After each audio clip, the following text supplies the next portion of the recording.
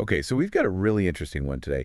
You guys sent in a ton of material on Ann-Margret. Yeah, there's a lot here. Yeah.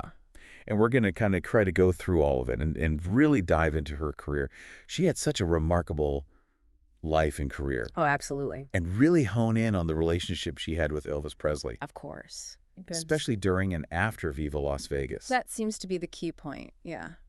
You know what made this period so important to both of their lives? And, what kind of relationship did they forge? And, what was it about their personalities? Yeah, it was clearly a very impactful time for both of them. Yeah, and just a quick little rundown. Ann-Margret, for anyone who may not know, is a Swedish-American actress, singer, and dancer. She's had this amazing career. Oh, she's iconic. Yeah, she's won 5 Golden Globes. She's been nominated for 2 Oscars, 2 Grammys.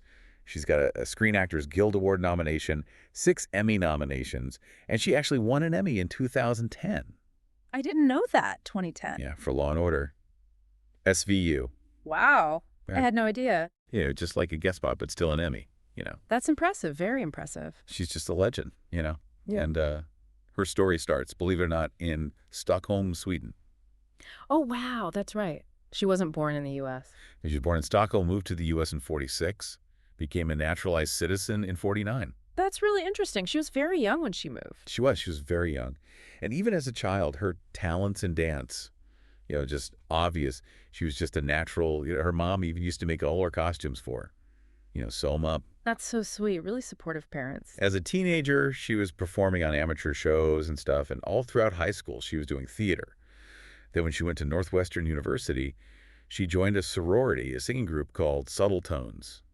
She was just... Really honing her craft there. Yeah, and then from there, she started getting gigs in clubs in Chicago, Las Vegas. Oh, wow. Las Vegas early on. Yeah, early on.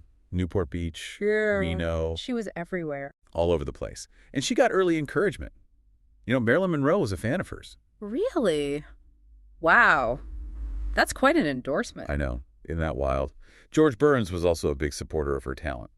You hear those stories of these legends recognizing talent in others. It's fascinating. It's amazing, right? Like they just have that eye for it. Yeah, like that kid's going places. Yeah. And sure enough, then she makes it to the Billboard Top 100 with a song called I Just Don't Understand. That's a classic. I love that song. Then she's in Pocket Full of Miracles with Bette Davis. Oh, wow. Talk about an early break. Right.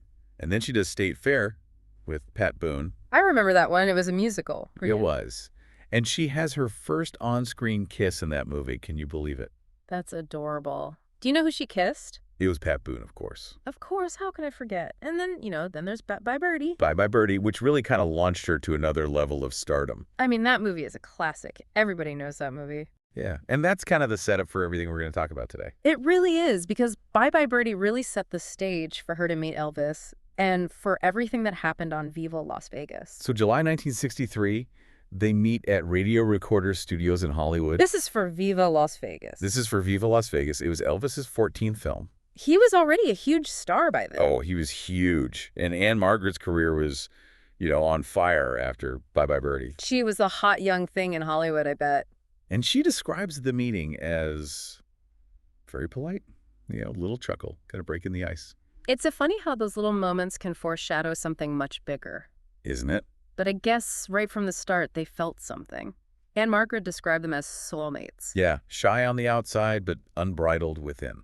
What do you think she meant by that?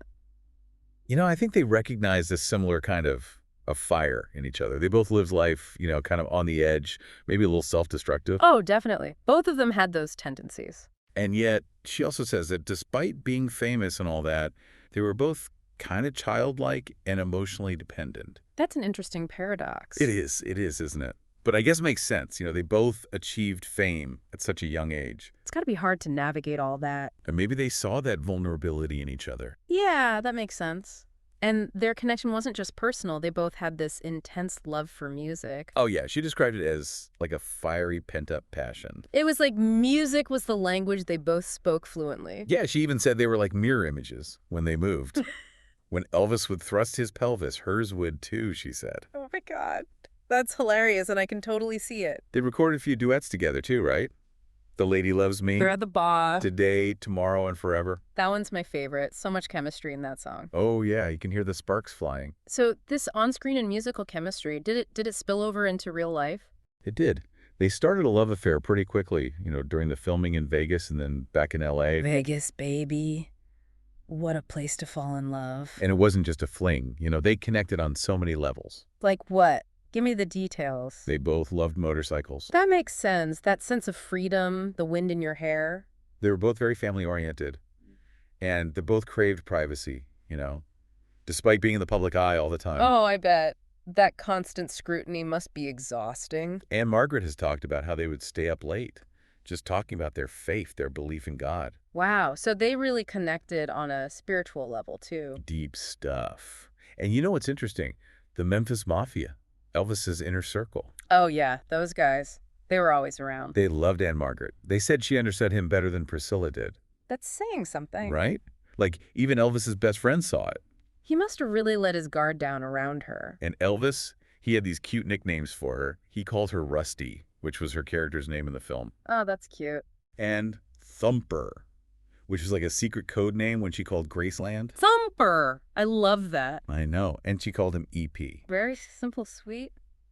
And get this, he commissioned this round pink bed for her apartment in Beverly Hills. A round pink bed. That's so Elvis. A very Elvis. Huh. So, obviously they were very much into each other. Yeah, clearly. But the filming of Viva Las Vegas wasn't all smooth sailing, was it? Well, there was a little bit of drama with the director, George Sidney. Oh, really? What happened? Well, there are stories about him favoring Ann-Margret on set. Favoring her how? Giving more flattering camera angles, maybe a little more screen time, Oh, I bet Elvis wasn't happy about that. No, he wasn't. He complained to his people, and eventually word got back to Colonel Parker. Oh, no, not the Colonel. The Colonel got involved and basically reminded everyone who was the bigger star. He was all about protecting Elvis's image. Oh, absolutely. Yeah. He even supposedly had 2 of their duets cut from the film. Wow, that's hardcore. I know, right? But despite all that drama, Viva Las Vegas is still seen as an Elvis movie. Yeah, that's true. Although Ann-Margret is definitely a major presence in it. Oh, she steals the show in some scenes. She's amazing in that movie. But, all of this is happening while Elvis is already engaged to Priscilla. Oh, right, Priscilla. I almost forgot about her with all this Elvis and Ann-Margret drama. It must have been so difficult for her. I can't even imagine. She must have been heartbroken. She was. When Elvis confessed to the affair, she apparently threw a vase across the room. Oh, wow. She was furious. I guess so. I mean, can you blame her?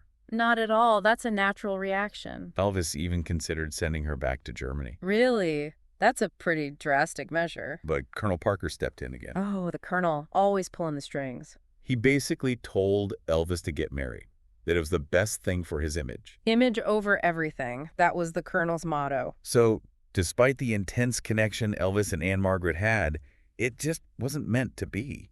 It's like a classic Hollywood love story, full of passion and heartbreak. They dated for almost a year before calling it quits. So close, yet so far. And you know what? They both got married within a week of each other. No way. You're kidding. Elvis to Priscilla in May 1967. And Ann-Margret. She married Roger Smith, her manager, a week later. Wow, that's crazy. That's like they both moved on in parallel. It's like something out of a movie. What's amazing is that even though their romance ended, they stayed friends. Really? That's so mature of them. I know. Elvis would send her guitar-shaped flower arrangements for all her Vegas opening nights. That's so sweet and thoughtful. Right. And they would see each other's shows whenever they could. They clearly had a lot of respect for each other. Sadly, both of them faced some tough times in the 70s. Ann-Margret struggled with alcohol dependency. I remember reading about that. It was a difficult time for her. And Elvis, of course, had his problems with prescription drugs. A tragic end to a legendary life. And when Elvis died in '77, Ann-Margret was one of the few Hollywood people at his funeral. Really? That shows how much their bond meant. She and Vernon Presley, Elvis's father, they just held each other and cried. Oh, that's heartbreaking. Vernon apparently told her, "He was so proud of you." That must have meant the world to her coming from Elvis's dad. And 3 months later, she hosted a 2-hour tribute to Elvis on NBC. Memories of Elvis. I remember watching that. It was so emotional. It was, wasn't it?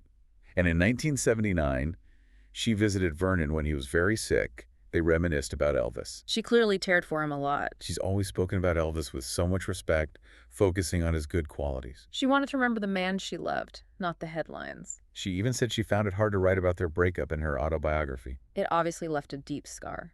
And it makes you wonder, what if things had been different?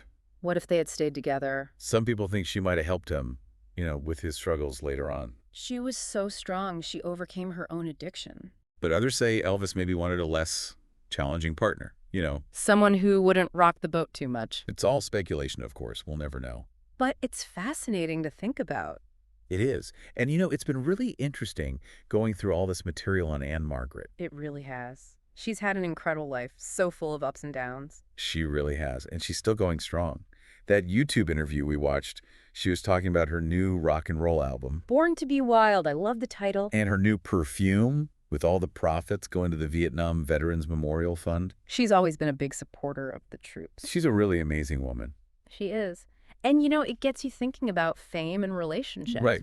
Like, how do you maintain a relationship when your life is so public? Especially when there's that level of intense scrutiny and pressure. It's something to ponder. It really is. It makes you appreciate the complexities of these relationships. So for everyone listening, think about it. What do you think makes a relationship last, especially in the spotlight? That's a great question to leave everyone with. Thanks for going on this deep dive with us. It's been a pleasure. We'll see you next time.